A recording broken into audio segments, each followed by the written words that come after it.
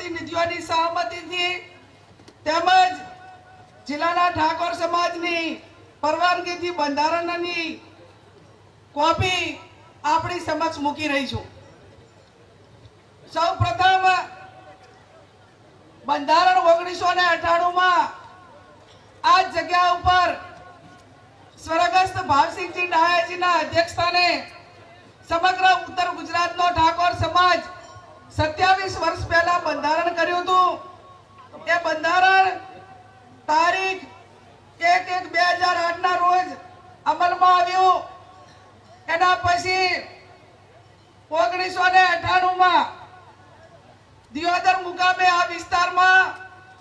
પ્રથમ સમૂહ લગ્ન માધવસિંહ સોલંકી સાહેબના અધ્યક્ષસ્થાને અને સદારામ બાપુના અધ્યક્ષસ્થાને 60 સમૂહ લગ્નની શરૂઆત થઈ અને આ સમૂહ લગ્ન 60 માં એ મોટા ભાગે તમામ જે યુવાન હોય યુવતી હોય દીકરો દીકરી એ ઠાકોર સમાજના વરિષ્ઠ આગેવાનોના તમામ દીકરા દીકરીઓ જોડાણા હતા।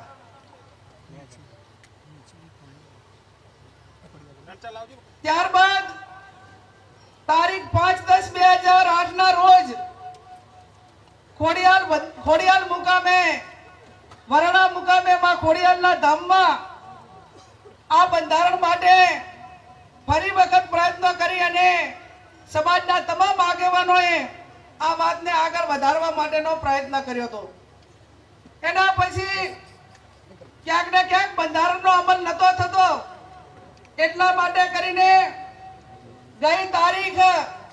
26/11/2025 અને લાભ પાંચમના દિવસે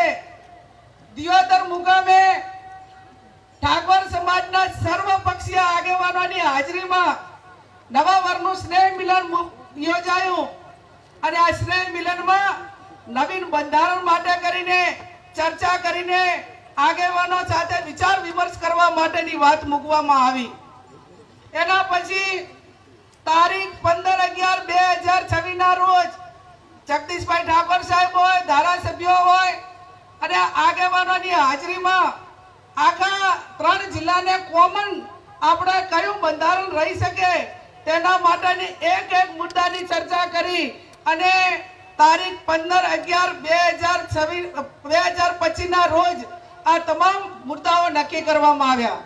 એના પછી દરેક તાલુકા વાઇઝ મીટિંગો થઈ, ગામ વાઇઝ મીટિંગો થઈ અને જિલ્લા વાઇઝ પણ મીટિંગો થઈ અને